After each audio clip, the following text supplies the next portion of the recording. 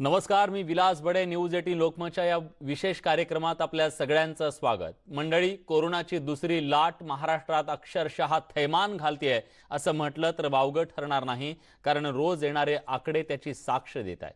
अशा सगळ्या परिस्थितीत प्रशासनाच्या समोर अनेक प्रश्न आहेत. ते म्हणजे या लाटेला थोपवायचं कसं.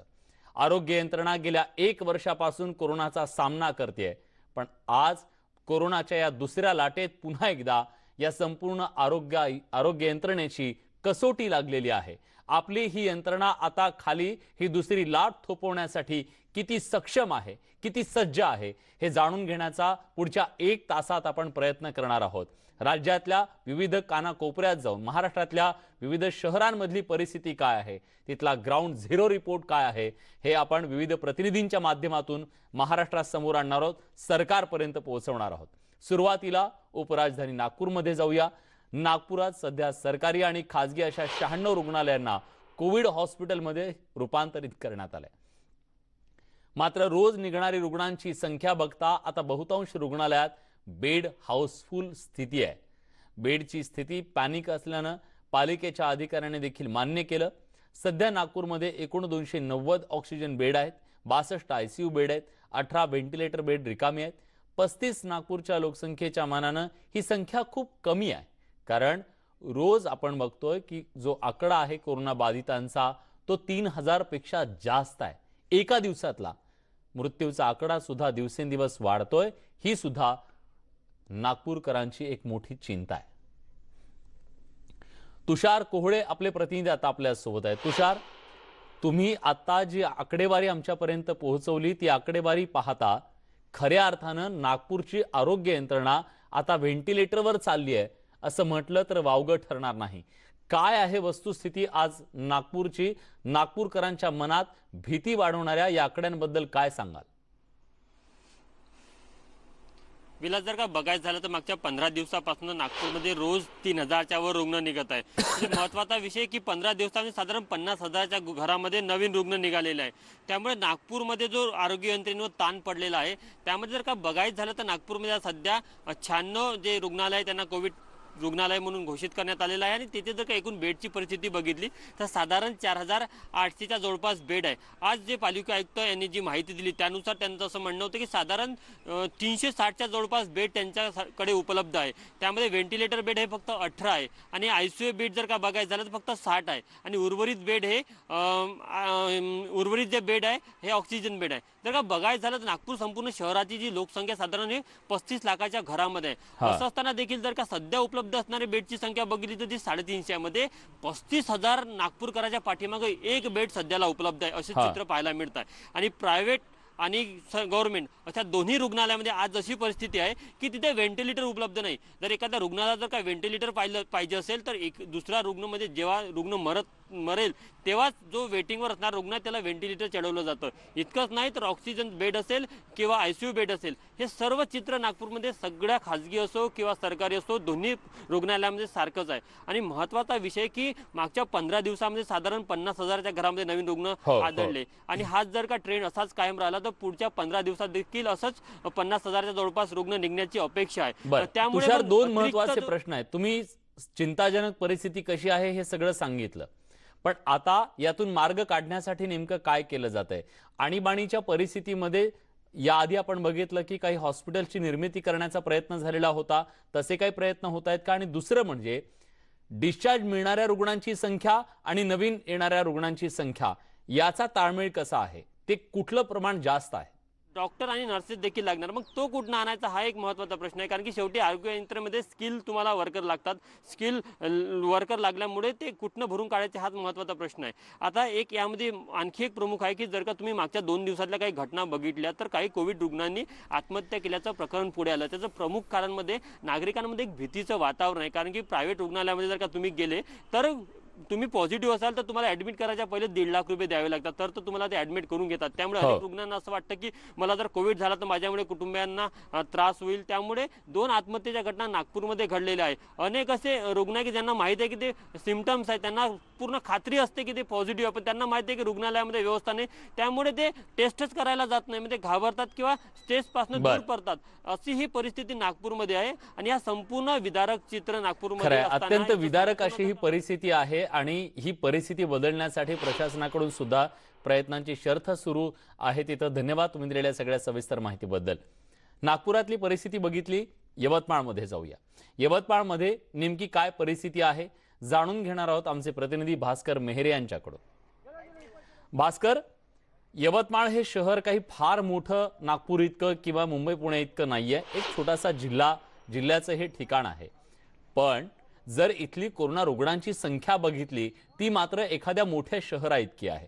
मग अशा परिस्थितीत हे शहर, तिथली आरोग्य यंत्रणा इतक्या मोठ्या उद्रेकाचा सामना कशी करते? किती सज्जता आहे इथल्या आरोग्य व्यवस्थेची?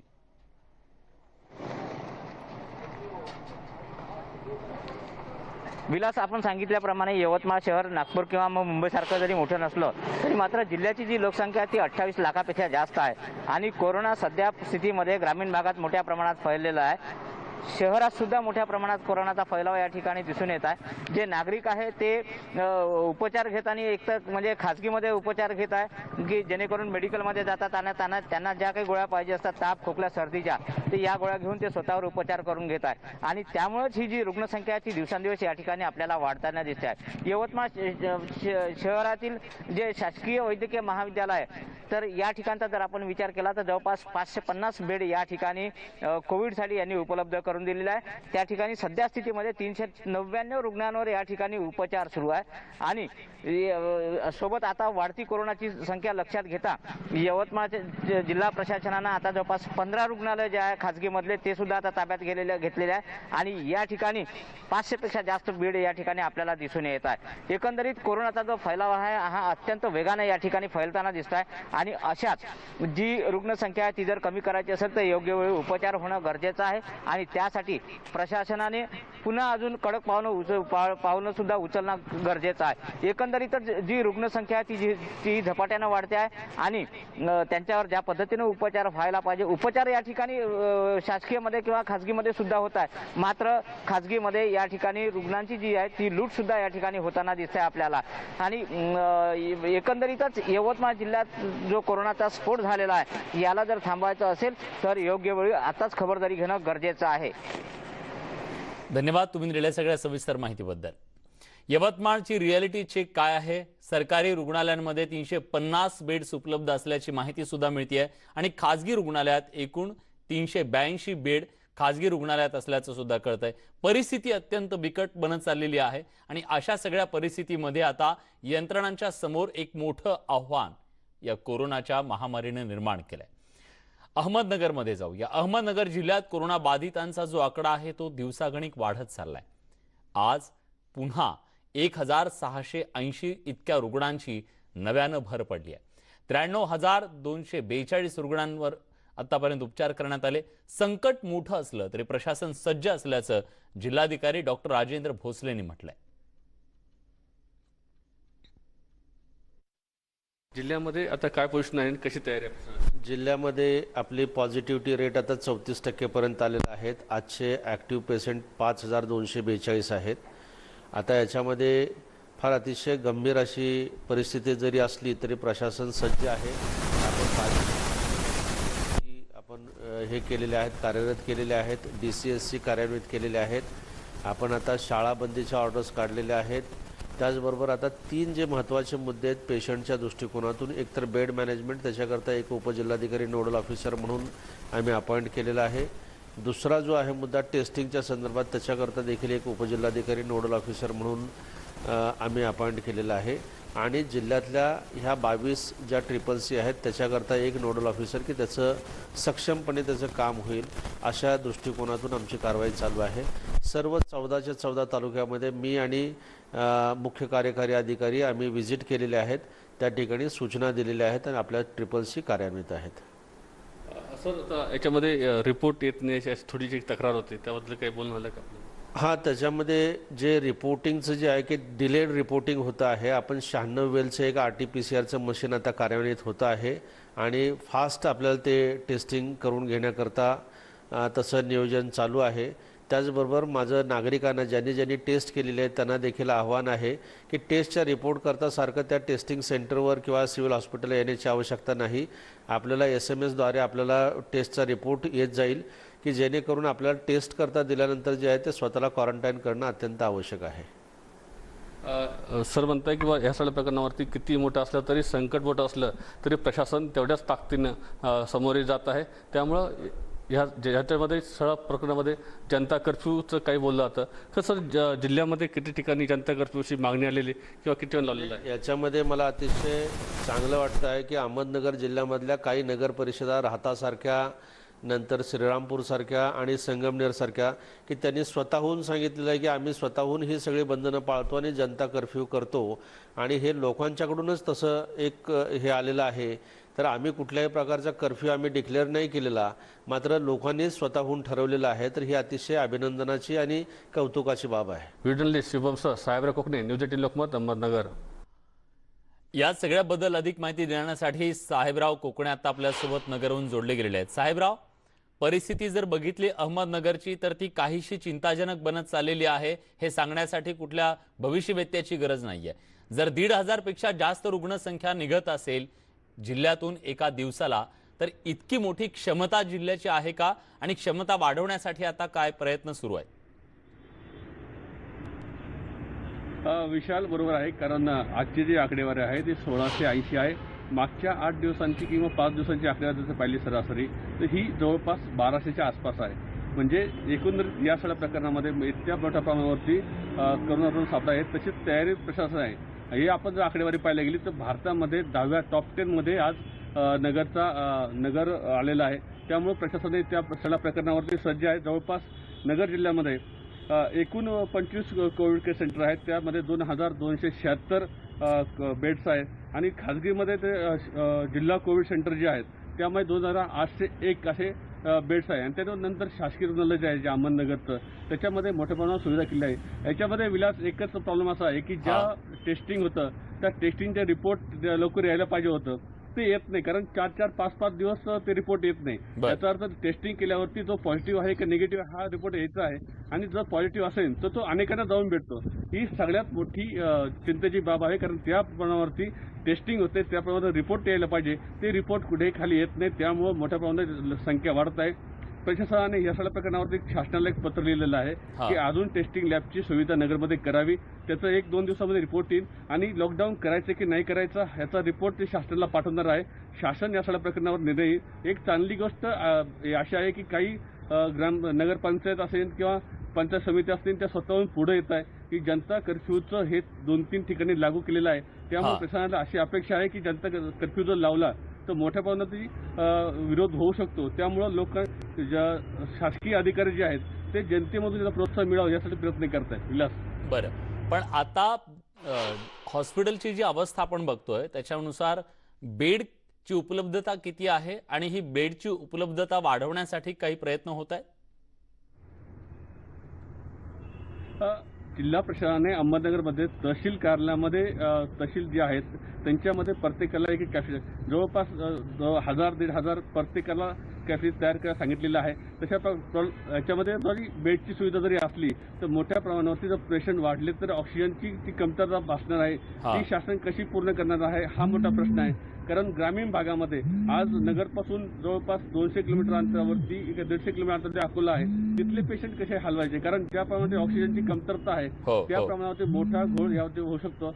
काल कलेक्टर सरांनी एक मिटिंग घेतली होती. त्याच्यामध्ये सिव्हिल सर्जन असो किंवा जिल्हा परिषद सीओ असतील यांची एक मिटिंग झाली. कारण ज्या ठिकाणी शासकीय बिल्डिंग आहे त्या ठिकाणी मोठ्या प्रमाणात कोविड केअर सेंटर चालू करायचे. कारण आतामध्ये त्यांनी जे तालुकावाईज दवाखाने आहेत शासकीय ते फुल भरलेले आहेत. बरोबर, म्हणूनच आता प्रशासनाच्या समोर एक मोठं आव्हान आहे की आकडे एका बाजूला वाढत असताना दुसऱ्या बाजूला आरोग्य यंत्रणा सुद्धा सज्ज ठेवणं. धन्यवाद तुम्ही दिलेल्या सगळ्या सविस्तर माहितीबद्दल. यानंतर पुण्यात जाऊया. पुणे महानगरपालिकेच्या कोरोना वॉर रूममध्ये युद्ध पातळीवर सध्या काम सुरू आहे. रुग्णांच्या नातेवाईकांनी दिलेल्या माहितीनुसार बेडची माहिती पुरवली जात आहे आणि पुण्यातील कोरोना बेडचा आढावा घेतलाय आमचे प्रतिनिधी अद्वैत मेहता यांनी. पुणे शहरामध्ये परत एकदा कोरोनाने डोकं वर काढलेलं आहे आणि दिवसाला जवळपास 3,000-4,000 इतके रुग्ण जे आहेत ते बाधित होत आहेत आणि या पार्श्वभूमीवरती पुणे महापालिकेमध्ये कोरोना किंवा कोविड वॉर रूम जी आहे ती सुरू करण्यात आलेली आहे.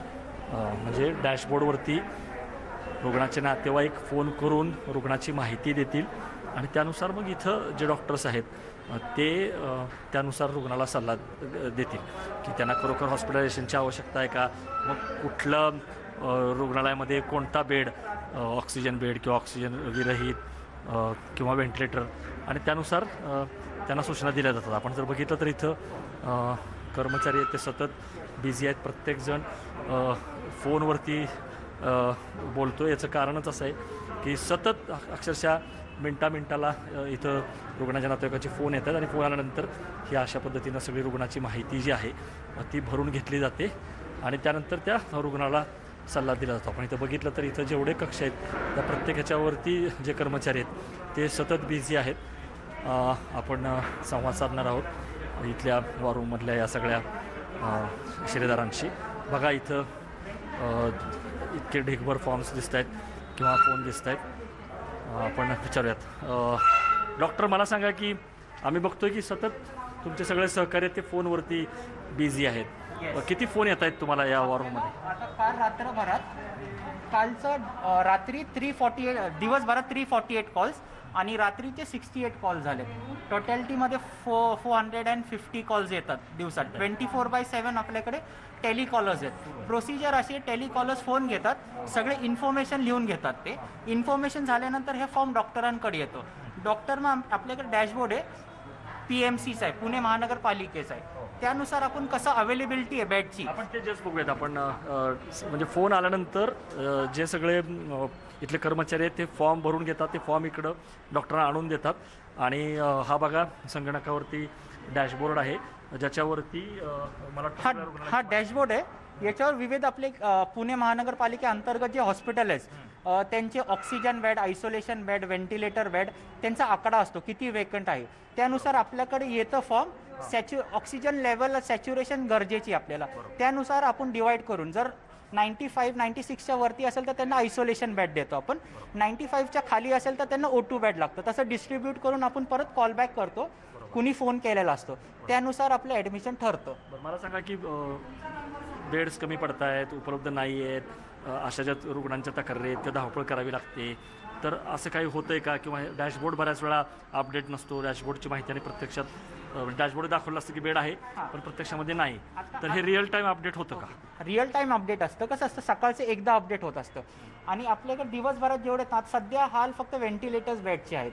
व्हेंटिलेटर्स बेड बरेचसे पेशंट सिरियस होतात आणि कसं प्रायव्हेट हॉस्पिटलला जेव्हा ॲडमिट होतात ना ते एक स्पेशल टर्मपर्यंत ठेवतात, म्हणजे थोडंसं, आणि त्यानंतर त्यांच्या हातात बाहेरून गेल्यानंतर व्हेंटिलेटर बेड लागतात काय, मग त्यांच्याकडून बोलण्यात येतं की इकडून हलवा, गव्हर्नमेंटकडे जा, गव्हर्नमेंट फॅसिलिटी व्हेंटिलेटर. पण आता ती स्टेज अशी येत असते की आपल्याकडे व्हेंटिलेटर बेड तेव्हा उपलब्ध नसतात. जर लवकर आला जेव्हा ऑक्सिजनवर ICUला आपण मॅनेज करू शकतो तितपत, पण अगदी व्हेंटिलेटरच्या स्टेजला आणि आपल्याकडे मग त्यावेळेस व्हेंटिलेटर शिल्लक नसतात. आता ताजी स्थिती काय सांगा पुण्यामधल्या हॉस्पिटलमधल्या आणि बेड्सची? आपल्याकडे सरदार वल्लभभाई पटेलला व्हेंटिलेटर बेड आहेत. अजून COPचे कसे बरेच हॉस्पिटलचे राऊंड झालेले असतात.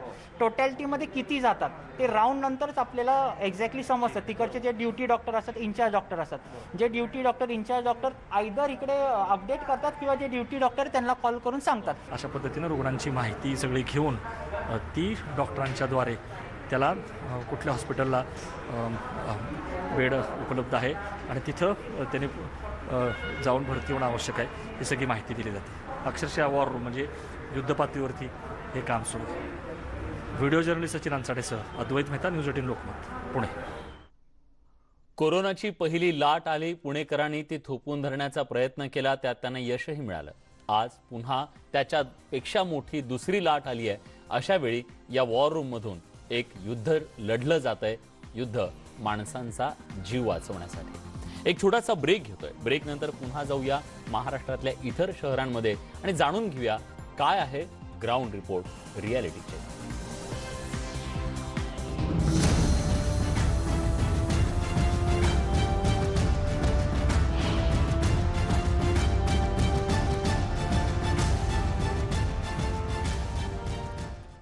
ब्रेक नंतर तुमचं पुन्हा एकदा स्वागत. आपण सगळेजण या परिस्थितीमध्ये आता पोहोचलोय की कोरोनाच्या या दुसऱ्या लाटेच्या नंतर पुन्हा लॉकडाऊन तर येणार नाही ना.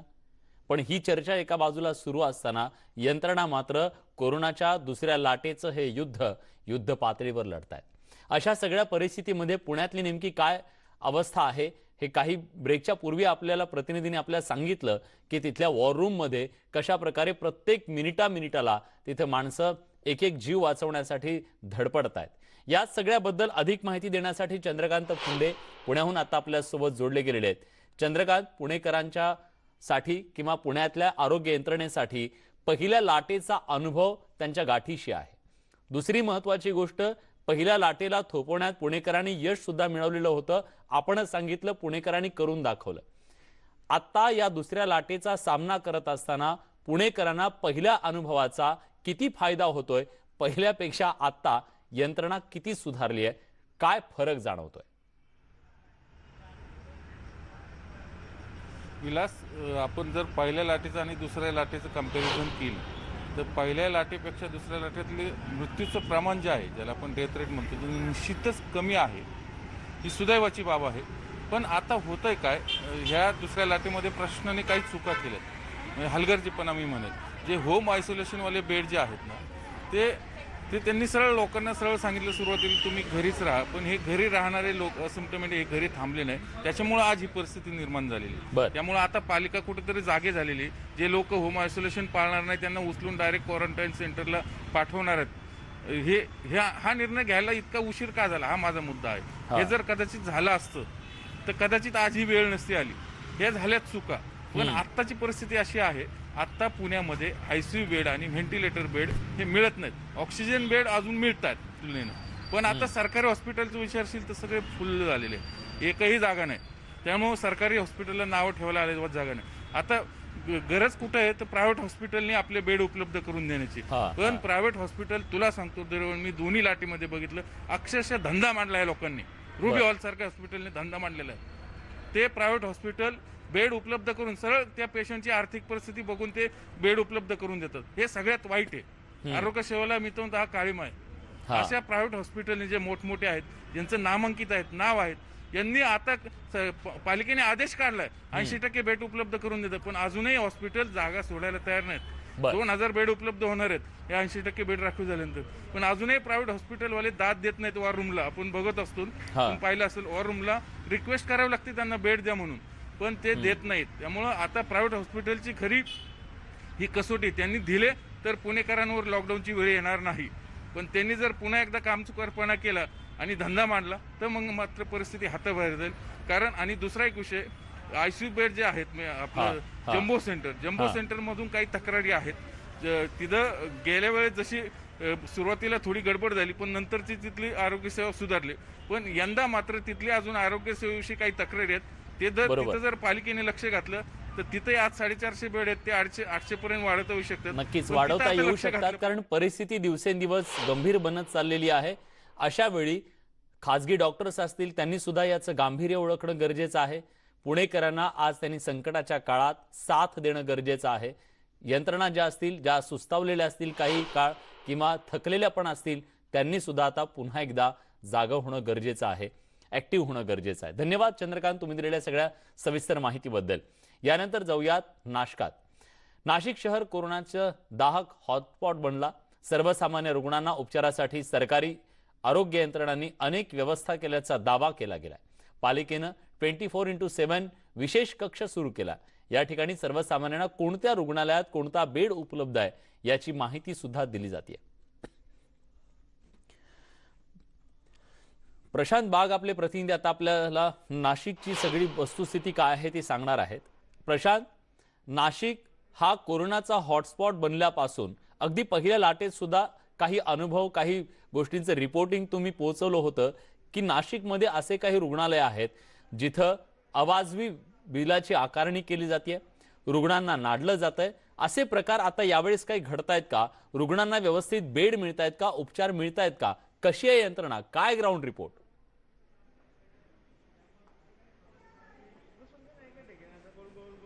अजिंक्य, सगळेच विषय महत्त्वाचे आहे. आणखी याच विषयावरचं गांभीर्य दिवसेंदिवस वाढत चाललंय. आपल्याला माहिती आहे की गेल्या वर्षी 29 मार्चला पहिला रुग्ण सापडला होता.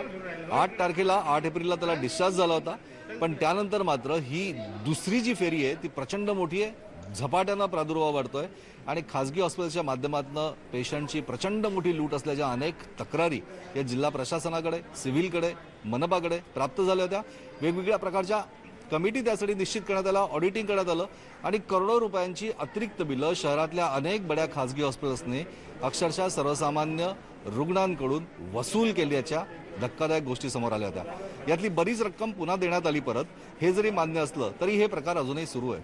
आपल्याला लक्षात घेतलं पाहिजे की अजूनपर्यंत ज्या लोकांकडे पैसे आहेत त्या लोकांना पैसे तर जाताच आहे, पण जीवाची भीती जी प्रत्येक सर्वसामान्य माणसाला वाटते आणि याचमुळे प्रत्येक सर्वसामान्य माणसाच्या हातातला धीर सुटत चाललाय, पैसे जात चालले आणि याचमुळे सरकारी यंत्रणेवर सगळ्यात जास्त विश्वास वाढलाय.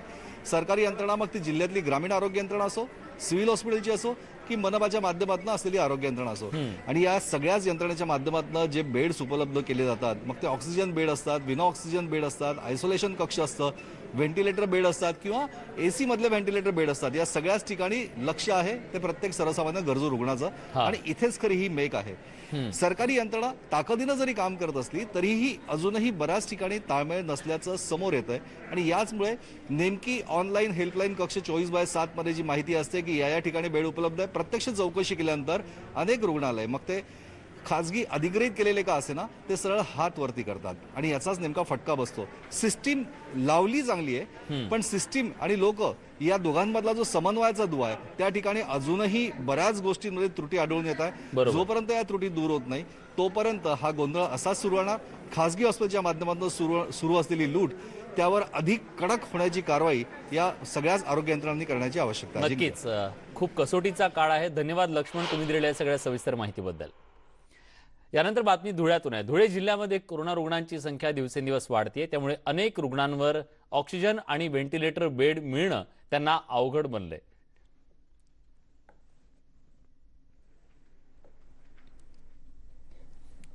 शंभर O2 बेड आपल्याकडे रिकामे आहेत. आणखीन 200 O2 बेड 2 ते 3 दिवसामध्ये आम्ही बनवतो आहोत. भविष्यामध्ये जर पेशंट वाढले तर त्यांना ते पुरेसे पडावेत या दृष्टीने आम्ही हे O2 बेड बनवतो आहोत. अशा प्रकारे धुळे महानगरपालिका हद्दीमध्येच फक्त जवळपास 500 O2 बेड हे फक्त धुळे महानगरपालिकेच्या हद्दीतील पेशंटसाठी आपल्याला वापरायला उपलब्ध आहेत. याच्या व्यतिरिक्त खाजगी O2 बेड जे आहेत ते देखील उपलब्ध आहेत. पण जी काय ओरड होताना दिसते ती बहुतांशी खाजगी हॉस्पिटलमध्ये, काही ठराविक हॉस्पिटलमध्ये लोकांची अपेक्षा असते बेड मिळवण्याची. कदाचित तिथे बेड मिळत नसल्यामुळे होत असावी, परंतु माझं आव्हान आहे की आपल्याकडे आपण निःशुल्क सेवा देतो पेशंट्सना. यासोबत बुलेटिनमध्ये एक छोटासा ब्रेक घेतोय. ब्रेक नंतर महाराष्ट्रातल्या इतर काही जिल्ह्यात जाऊया, जाणून घेऊया तिथला ग्राउंड रिपोर्ट नेमका काय आहे, यंत्रणा कशी सज्ज आहे, रियालिटी चेक नेमका काय.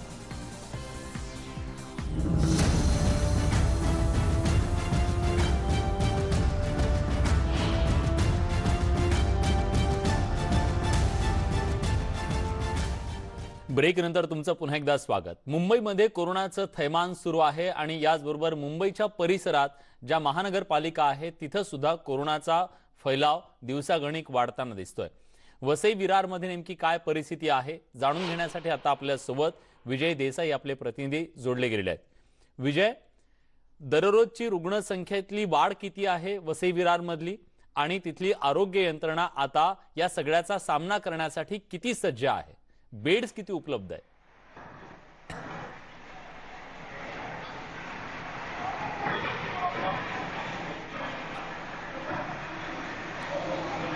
या वसई विरारमध्ये जवळजवळ 2000 बेड खासगी आणि शासकीय असं मिळून टोटल 2000 बेड उपलब्ध आहेत.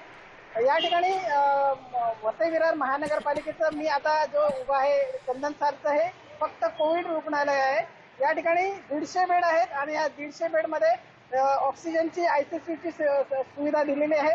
तसंच कोविड सेंटर 2 या ठिकाणी सुरू केलेले आहेत जे वरुण इंडस्ट्रीज आहे त्याच्यामध्ये 1200 बेड या ठिकाणी ठेवलेले आहेत. तसंच इतर जे कोविड रुग्णालय जी होती अगोदरची ती बंद करण्यात आलेली होती. परंतु जर आता हा कोरोनाचा आकडा वाढला तर हे जी बंद केलेली कोविड रुग्णालय आहेत ती पुन्हा सुरू करण्यात येणार आहेत. या ठिकाणी जे वॅक्सिन देण्याचं काम सुरू आहे ते प्राथमिक आरोग्य केंद्र आहे त्या ठिकाणी वॅक्सिनचं सुद्धा काम सुरू केलेलं आहे. या ठिकाणी मोठ्या प्रमाणात रुग्ण वाढत आहेत. याला कारण आहे जी गर्दी या ठिकाणी जमा झाली जाते. या बाजार असेल रेल्वे स्टेशन असेल या ठिकाणी मोठ्या प्रमाणात गर्दी होते. तरी सुद्धा महानगरपालिकेने या अनेक जे मास्क परिधान करत नाही त्यांच्यावरती कारवाई केली. प्रभाग जी कार्यालयामध्ये 7 लाखाचा दंड या ठिकाणी वसूल करण्यात आलेला आहे. तर इतर प्रभागामध्ये 2,60,000 असे दंड सुद्धा वसूल करण्यात. परंतु या ठिकाणी जे आकडा दिवसेंदिवस वाढत आहे 300 पर्यंत हा पण 296 पर्यंत हा आकडा विजय एक सांगा, आता जे आकडे वाढतायत त्याच्यामध्ये वसई विरार मधून खूप मोठ्या संख्येनं लाखोंच्या संख्येनं रोजगारासाठी पोटापाण्यासाठी लोक मुंबईत येत असतात. मुंबईतल्या या प्रवाशांमुळे रोज प्रवास करणाऱ्या चाकरमान्यांमुळे तिथं कोरोना वाढतोय का? त्या दृष्टीनं काही प्रयत्न सुरू आहेत का ही रुग्णसंख्या थोपवण्यासाठी?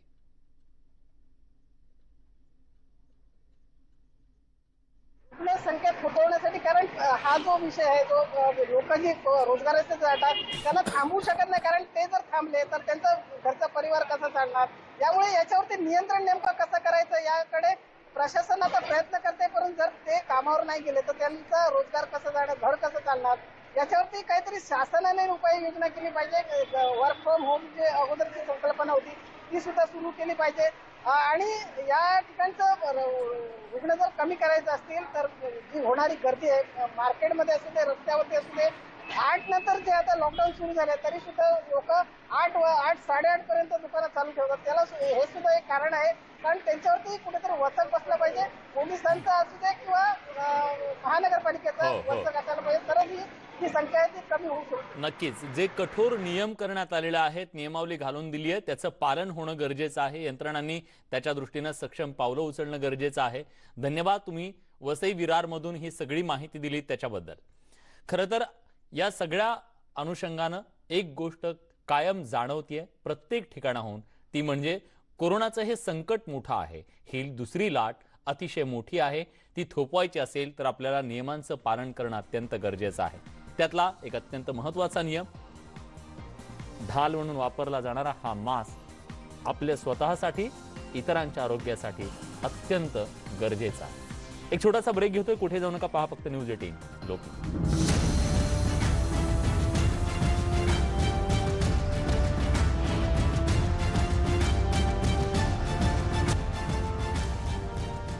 ब्रेक नंतर तुमचं पुन्हा एकदा स्वागत. राज्यात कोरोनाचा फैलाव दिवसेंदिवस उग्र रूप धारण करत असताना आरोग्य यंत्रणा किती सज्ज आहे याचा रियालिटी चेक महाराष्ट्राच्या विविध शहरात जाऊन आपण करतोय.